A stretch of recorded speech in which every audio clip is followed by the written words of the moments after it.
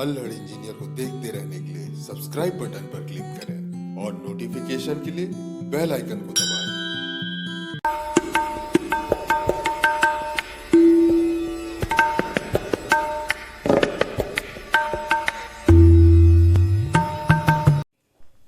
नमस्कार दोस्तों, सबसे पहले तो मैं कहना चाहूँगा कान पकड़ के सॉरी। बहुत दिन हो गया मुझे आए हुए यानी वीडियो डाले हुए, और बहुत समय से मैं खुद ये कोशिश कर रहा था कि कब जल्द से जल्द मैं वापस आऊँ और कुछ इंटरेक्शन हो हमारा, कुछ नया वीडियो डाला जाए, कुछ काम का डाला जाए। पर बदकिस्मती से ये पॉसिबल नहीं हो पाया।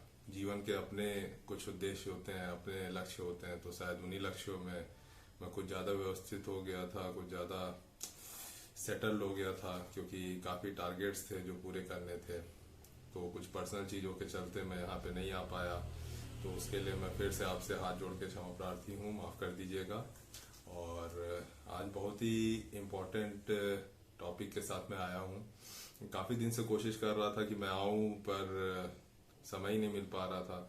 तो आज मैं आया हूँ, थोड़ा लेट हो गया हूँ, जिसके लिए अगेन मैं फिर से सॉरी कहना चाहूँगा। सॉरी सॉरी सॉरी, बहुत देर हो गया मुझे, और मैं कोई कंटेंट आपको नहीं दे पाया, कुछ नहीं दे पाया। हालांकि मैंने अपने ब्लॉग पे कविताएं डाली थी और कई सारे मैंने अपने कोट्स भी शेयर किए थे, बट वो यहाँ पे मैं नहीं ला पाया।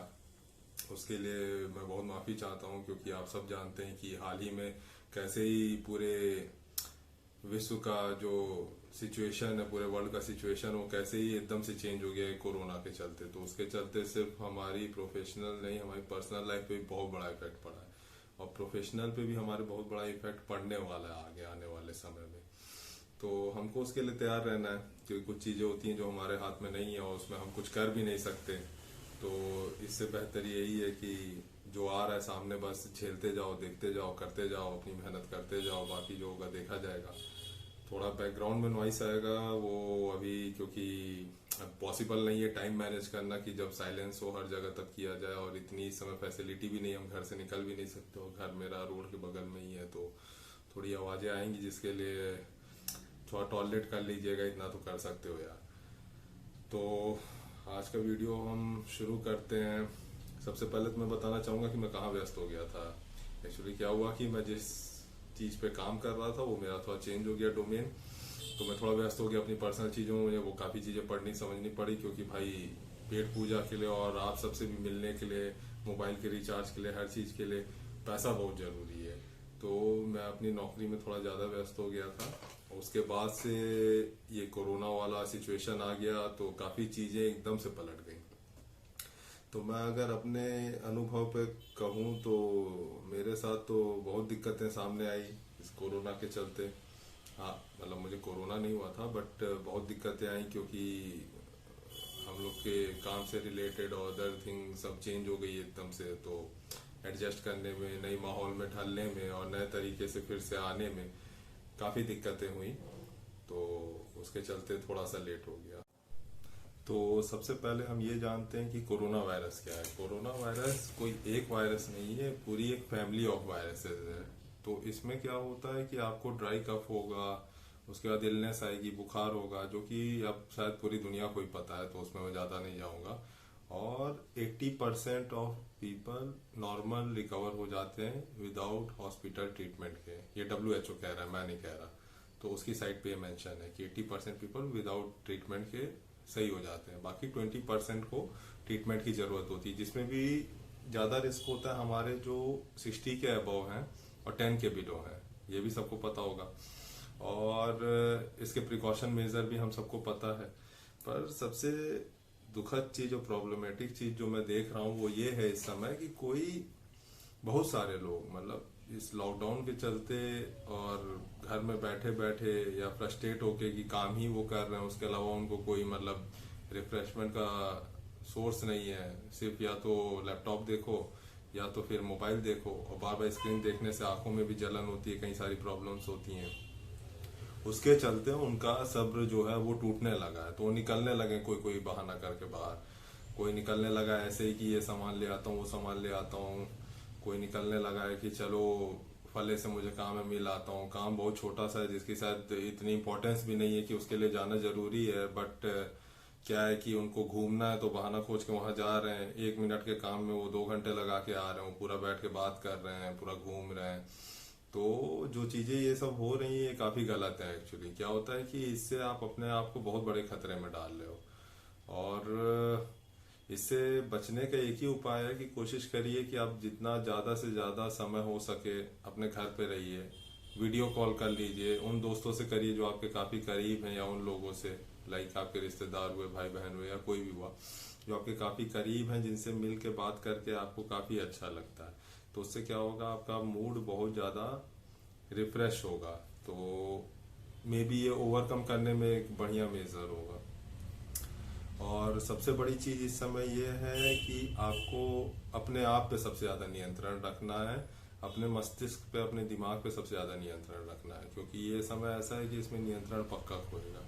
और ये सबके साथ होगा कि काम का प्रेशर पड़ रहा है, आप अकेले हो किसी शहर में, आप घर से दूर हो और आप नहीं हैंडल कर पा रहे हो, ऐसी सिचुएशन भी आएंगी। तो उसमें भी आपको अपने आप को सिर्फ नियंत्रित रखना है, क्योंकि इसका कोई सॉल्यूशन नहीं है। आप मेडिटेशन ट्राई कर सकते हैं, आप योगा कर सकते हैं, आप एक्सरसाइज कर सकते हैं स्ट्रेस रिलीफ के लिए, और थोड़ा स्ट्रेस आपका कम हो जाए, स्ट्रेस रिलीज के लिए आप ये सब कर सकते हैं कि आपकी थकान, आपकी टेंशन जो है वो दूर हो। तो ये कुछ कामगर उपाय हो सकते हैं इस क्षेत्र में, पर सबसे इम्पोर्टेंट जो चीज़ है वो चीज़ ये है कि आपको खुद पे नियंत्रण रखना है। अभी हाल ही में हमने देखा 2 ऐसे बड़े केस जिसके चलते कोरोना के केसेस बहुत बढ़ेंगे भारत में, और ये बहुत मतलब श्योर है, एक तरह से पूरी तरह श्योर है। पहला केस ये बेचारे हमारे जो मजदूर भाइयों के साथ हुआ कि वो जाने के लिए इकट्ठे मुंबई के स्टेशन पे आ गए, सब इकट्ठा हो गए, और इस तरह से जब जाने का भी उनका घर हो रहा है, भीड़ भाड़ में फंस जा रहे हैं, वो इकट्ठा हो जा रहे हैं। उन बेचारों की भी गलती नहीं है, उनको खाने का अभाव हो रहा है, उनको दिक्कतें हो रही हैं, जो कि हम समझ सकते हैं। हमारी सैलरी आ रही है, सब कुछ आ रही है, तब भी हम कितना दिक्कत झेल रहे हैं, सब कुछ संपन्न होने के बावजूद। तो वो कितना दिक्कत झेल रहे होंगे ये इसका हम अनुमान लगा सकते हैं कि उनको क्या हो रहा होगा। पर उसके लिए एक व्यवस्थित तरीका होना चाहिए कि कैसे भेजना, जो कि सरकार कोशिश कर रही है, पर तब भी कहीं ना कहीं कुछ कमी रह जा रही है, जिसके चलते ये सब हो रहा है। और दूसरा चीज जो हमने देखा कि अभी दारू की दुकानें, जब शराब की दुकानें सब, जितनी वाइन शॉप और ये सब खुल गई, जब उसके बाद जो लोगों के सब्र का बांध टूटा और वो पागलों की तरह वहां पे कूद पड़े, वो बहुत ही शर्मनाक था और बहुत ही गलत था। अगर आपको पीना है तो आपको खोलने से पहले कुछ ऐसे अरेंजमेंट करने चाहिए थे। आप बिग बास्केट या ये सब जो साइट होती है, मतलब ग्रोफर्स, बिग बास्केट, या ऑनलाइन कोई भी साइट हो, उसका आपको व्यवस्थित कुछ व्यवस्था करना चाहिए था कि लाइक जिसको भी ऑर्डर करना है वो होम डिलीवरी में मिलेगा, और एक लिमिट होगी, उससे ज्यादा नहीं मिलेगा। तो इस तरह की शायद लाइनें ना लगती।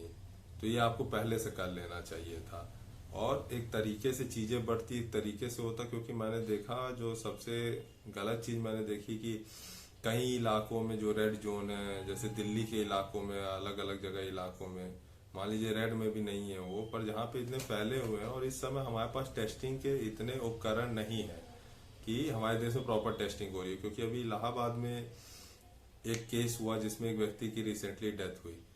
तो डेथ हुई, वो कहीं नहीं गए थे, वो बस गरीबों में खाना वाना बांट रहे थे, वो कर रहे थे, वहां से उनको कोरोना मिला, वहां से उनके परिवार वालों को कोरोना मिल गया। तो आप समझ सकते हैं कि मतलब जो लेने आ रहा है उसमें भी किसी को कोरोना है, जिसको ये पता नहीं है कि उसे कोरोना है, वो आके संक्रमित कर गया इनको। अब उसका हो सकता है ठीक हो जाए या हो गया हो, इनका नहीं ठीक हुआ। अब इनकी डेथ हो गई, और जिससे इनका परिवार भी दुख में चला गया। वो खुद संघर्ष कर रहे हैं कोरोना से। मैं ईश्वर से प्रार्थना करता हूँ कि वो सब जल्द से जल्द ठीक हो जाए, जितने कोरोना पेशेंट है अब तक वो जल्द से जल्द ठीक हो जाए, और कम से कम या किसी को कोरोना ना हो। मैं तो कहूँगा किसी को ना हो कोरोना, हमारे देश से इसका निशान मिटे। पर जो मूर्खता हम देख रहे हैं उसके चलते हमें लग नहीं रहा है कि ये जल्दी ही मिटने वाला है। ये बहुत आगे तक जाने का लग रहा है। भगवान करे ना जाए, भगवान करे, मेरी तो यही कामना रहेगी कि ये ना जाए। पर जिस हिसाब से मूर्खता दिख रही है मुझे लग रहा है कि ये बहुत ही सीरियस होता जा रहा है मामला, और लोग उसको उतना सीरियसली ले नहीं रहे। उसके बाद अगर हम बात करें तो बहुत सारी ऐसी चीजें हैं जो नॉर्मल लाइफ में हमारे चेंज हो रही हैं। जैसे किसी की शादी अभी टल गई, किसी की मूवमेंट थी किसी और शहर में, किसी को जाना था, रिलोकेट करना था, वो टल गया। किसी के कुछ बिजनेस प्लान्स थे जो कि उन्होंने बहुत दिन से बनाए हुए थे, वो टल गए। तो ऐसी काफ़ी चीज़ें हुई हैं जो बहुत इम्पोर्टेंट हमारे लाइफ में डिसीजंस थे, जो बहुत इम्पोर्टेंट परिवर्तन लाने वाले थे हमारी ज़िंदगी में, वो टल गए हैं कई जगह पे। उसको पोस्टपोन करना पड़ा। पोस्टपोन करने से ये हो गया है कि उसको टालने से कि उसका भी एक अलग टेंशन लेवल लोगों को आ रहा है, क्योंकि वो एक दिन की प्लानिंग नहीं होती। जो प्लानिंग होती है वो कई दिन की प्लानिंग होती है। पर मैं उसमें यही रिक्वेस्ट करूंगा सबसे कि आपके साथ ही नहीं हुआ, ये सबके साथ हुआ, ये मेरे साथ भी हुआ है। तो सबके साथ ये चीजें हुई हैं, सब कहीं ना कहीं प्रभावित हुए हैं इससे। तो इसके चलते आपको फ्रस्ट्रेशन में नहीं जाना है, क्योंकि इस समय आपकी पूरी जिंदगी आपका अपने आप का रक्षा करना, आपका अपने जीवन को संभालना, सब कुछ आपके ही हाथ में है। इस समय आपकी कोई मदद नहीं कर सकता, लोग आपकी चाह के भी मदद नहीं कर सकते। तो उसके लिए मैं यही निवेदन करूंगा कि कुछ भी ऐसा फ्रस्ट्रेशन में आके गलत कदम ना उठाएं, हिम्मत ना हारें। अभी और भी संघर्ष करना है, अभी आगे और भी मुश्किलें आने वाली हैं, तो आपको उससे डट के लड़ना है। तो यही है कि अपने आप को धैर्य में रखिए और मेहनत करते रहिए। मेहनत करते रहिए कि मान लीजिए दुविधा आई, पर दुविधा जाने के बाद क्या, ऐसा ना हो कि आप इतने टूट चुके हो कि आप खड़े ही ना हो पाए।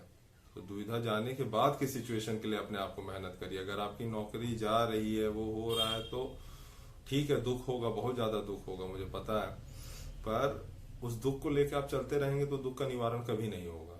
तो मेरा आपसे यही अनुरोध है कि जब उसके बाद जब चीजें थोड़ी नॉर्मल हो, उसके लिए आपको खुद को अपने आप को प्रिपेयर करना है कि हाँ अब चीजें थोड़ी नॉर्मल हो गई हैं, अब हम अपना बेस्ट दें और जितना आगे बढ़ सकते हैं बढ़े, और देश की इकोनॉमी में और खुद के घर की इकोनॉमी में, हर जगह समाज में हम कुछ अच्छा करें। तो एक ही अनुरोध ये है। अभी हमने एक घटना और देखी कल परसों में कि मुंबई में पटरी पे सो रहे बेचारे हमारे मजदूर भाई ट्रेन मालगाड़ी से कट गए, उनका एक्सीडेंट हो गया और वहीं ऑन द स्पॉट उनकी डेथ हो गई। बहुत दुखद था ये, बहुत ज्यादा दुखद था। बुरा लगता है, दुख होता है, किसी के भाई, किसी के पिता, किसी के बेटा, ऐसे ये लोग मतलब इनके साथ हो जा रहा है, बहुत दुखद है। तो मेरा एक अनुरोध है अपने भाइयों से भी, मजदूर भाइयों से भी, कि आप कोशिश करिए कि आप पहले इस तरह पटरियों पे जाके मत सोइए या ऐसे खतरनाक जगहों पे जाके मत सोइए जहां पे आपको खतरा हो। हाँ, आपसे कोशिश है आप गवर्नमेंट से बात करिए, आप कहीं से मोबाइल का या किसी चीज की व्यवस्था करके अपना मैसेज कन्वे करिए सोशल मीडिया के थ्रू लोगों को कि हमें ये तकलीफ है, हम यहाँ रुके, हमें नहीं मिल रहा। आप इम्पेशेंट होके इस तरह से, मतलब क्या कहें उसे, अपना मतलब उथल पुथल में आके इस तरह से कोई डिसीजन मत लीजिए, इस तरह कुछ मत करिए। आपकी जान बहुत कीमती है, आपके लिए भी, देश के लिए भी और सबके लिए। तो इस तरह से जाके आप पटरियों पे मत सोइए, आप ऐसी जगह पे मत जाइए। मेरा आपसे हाथ जोड़ के निवेदन है, आप कोशिश करिए।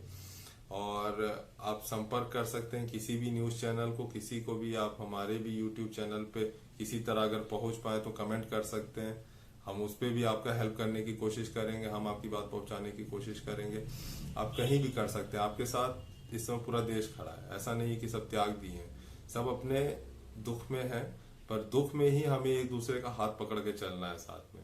ये ऐसा समय कि इसमें कोई अकेले नहीं जा सकता कि मैं बड़ा तुर्रम खान हूं, मैं अकेले निकल जाऊंगा, मैं कष्ट से बच जाऊंगा, या मुझे कष्ट नहीं है तो मेरी लाइफ पे कोई असर नहीं पड़ेगा। सब एक दूसरे से जुड़े हुए हैं। कोरोना के चलते हमने ये चीज तो देख लिया है कि इस समय एक दूसरे पे भी सबकी बहुत ज्यादा डिपेंडेंसी है।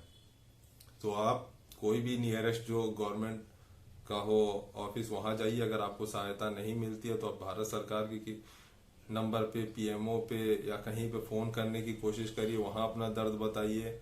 नहीं होता है तो आप कोई आर्मी का आसपास का खोजिए बेस, वहां जाके हेल्प मांगिए, क्योंकि कोई करे ना करे हमारे देश की आर्मी ऐसी है कि वो जरूर आपकी हेल्प करेगी। तो कुछ भी हो, मतलब मैं ये मैक्सिमम लेवल जो पहुंच सकता है वहां तक का आपको बता रहा हूँ कि आप ये कर सकते हैं। पर सबसे पहली चीज है अपनी जान की रक्षा करिए। इस तरह से जाके कहीं पे भी मत सोइए, थोड़ा जिम्मेदार रहिए अपने प्रति। ये जो होते हैं बहुत दुखद होते हैं, आपको अंदाजा नहीं है, आपके परिवार को ही नहीं पूरे देश को इस बात का दुख होता है कि ऐसे संकट की घड़ी में किसी के साथ ऐसा हो रहा है। तो ये बहुत वो है, गलत है। और बाकी लोगों से मेरा निवेदन है कि जितना हो सके, मतलब ये तो मैं नहीं कह रहा हूं कि आप अपना पूरा धनराशि ही खर्च कर दीजिए, क्योंकि आने वाला समय कैसा होगा कोई नहीं पता। आप अभी किसी को अगर पूरा जोश में आके या दिखावे के लिए आप पूरा ही अपना चीज डोनेट कर देंगे तो वो भी नहीं सही है, आप नहीं भी करेंगे तो वो भी नहीं सही। पर हाँ, जितना आपके बस का है, जिसमें आपका भी नुकसान ना हो और सामने वाले का भी फायदा हो जाए, उतना आप आगे बढ़ के मदद करिए, समाज में डोनेट करिए, हेल्प करिए लोगों का, खाने की सामग्रियां दीजिए। और मैं कहूंगा खाने का ही सामान दीजिए, पैसा मत दीजिए, क्योंकि आप पैसा देंगे तो आप जान नहीं रहे कि अगला हो सकता है जाके फिर दारू की लाइन में लग जाए। कोई भरोसा नहीं है कि हमको खाना तो मिल गया, हमको अनाज तो मिल गया, हम लग जाते हैं दारू की लाइन में।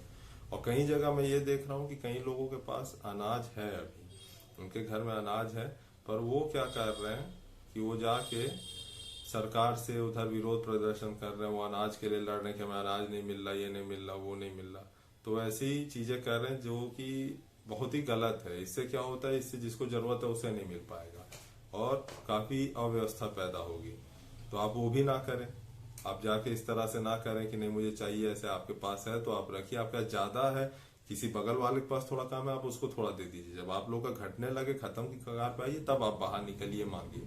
आप बेवजह ऐसे ही मत मांगिए कि नहीं मुझे तो चाहिए, मुझे तो ये होगा वो होगा, मुझे दिक्कत है, ऐसा मत करिए, ये गलत है, ये समय के लिए नहीं है। ये बहुत दिक्कत हो रही है सबको, आप ही को नहीं पूरे समाज को बहुत दिक्कत हो रही है, तो वो मत करिए। तो अब आज के लिए मैं इतना ही रखता हूँ। आगे वाले आने वाले सेशन में मैं कोशिश करूंगा कि मैं अलग अलग क्षेत्र से लोगों का इंटरव्यू करूं, फीडबैक लूं, कुछ पता करूं, मेरी ये कोशिश रहेगी।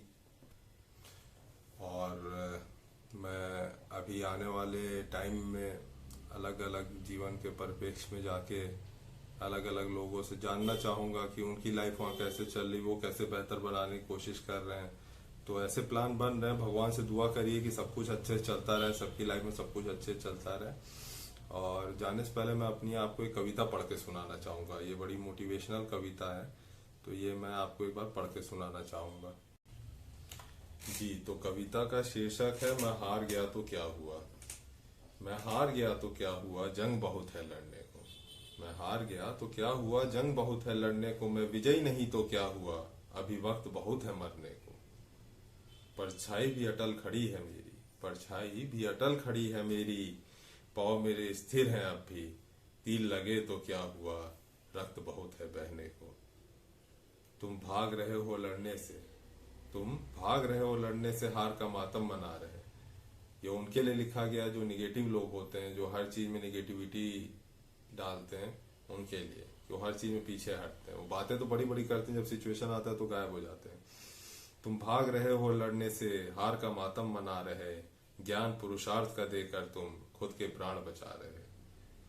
तू छुप गया तो क्या हुआ, बहुत है जगह भरने को। तू छुप गया तो क्या हुआ, बहुत है जगह भरने को। अपने स्वार्थ को पीछे रखकर, अपने स्वार्थ को पीछे रखकर जंग में आकर मरने को। भावनाएं बहुत हैं, भावनाएं बहुत हैं हृदय में सबके। करुणा के नीर है नेत्रों में, अमर योद्धाओं की कहानियां हैं दिलों में। रक्त बूंदों में जाबाजियां हैं। तू टूट गया तो क्या हुआ, तू टूट गया तो क्या हुआ। मिट्टी में अंगार है क्रांति की अब भी। अंधेरा है तो क्या हुआ, मशाल बहुत है जलने को। मुल्क तुम पर टिका ही कब था, मुल्क तुम पर टिका ही कब था। तुम जैसे लोग मतलब जो कहना चाह रहे हैं कि जो लोग भागते हैं, जो लोग बहुत ज्यादा बातें कर गायब हो जाते हैं, उनके लिए कि मुल्क तुम पर टिका ही कब था। हर कोई इंसान बिका ही कब था। हर किसी ने वफा निभाई थी कब, हर हृदय ने देश प्रेम दिखाई थी कब।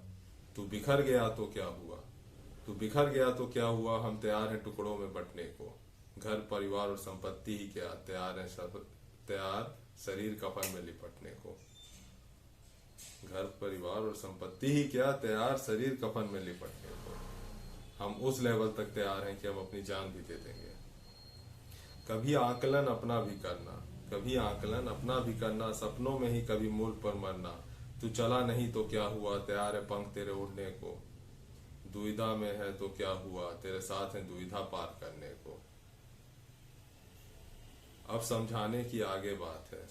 और ये जो पंक्तियां ये कोरोना पे भी बहुत भयंकर पेट बैठती हैं, क्योंकि अब लोग समझ नहीं रहे बातों को, इसकी गंभीरता को नहीं समझ रहे। तो ये पंक्तियां यहाँ पे बहुत फिट बैठती हैं, आप सुनिएगा बड़े ध्यान से।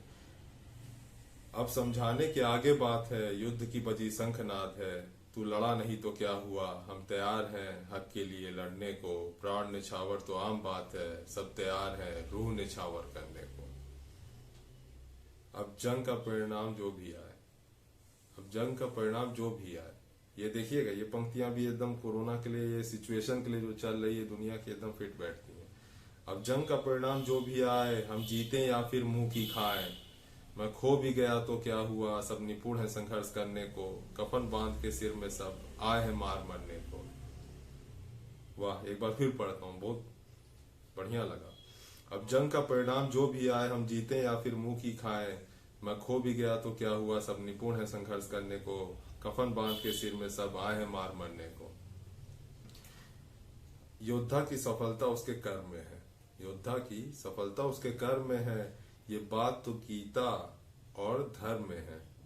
तू समझा नहीं तो क्या हुआ, तू समझा नहीं तो क्या हुआ। बहुत है समझ आगे बढ़ने को, हार मिले या जीत मिले निरंतर हालातों से लड़ने को। हार मिले या जीत मिले निरंतर हालातों से लड़ने को।